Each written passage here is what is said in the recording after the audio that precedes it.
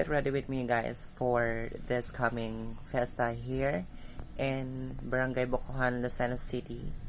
And this is my outfits. And plain color gray jacket.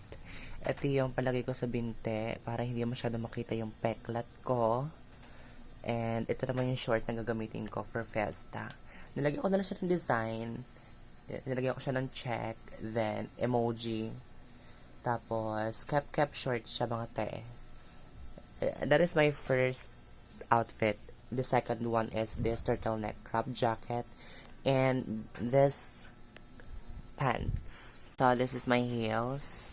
Ginawa ko lang siya. Customize ko lang. Plain black lang kasi siya. Then, dinikit-dikit ko lang siya ng maong. Naggunting-gunting ako ng mga maong pants. Then, pinagdidikit-dikit ko siya dyan. Yan. Ewan ko kung magagandahan ako sa kakalabasan. Pero, trust the process. For the second outfit and second shoes is this DIY armadillo shoes. Ginawa ko lang siya. Wala kasi ako magawa. Then, nag-create ako ng new shoes ko. Ayan. Mukha siyang armadillo shoes, pero hindi ko alam kung babagay ba siya dun sa pants na pinakita ko sa inyo kanina.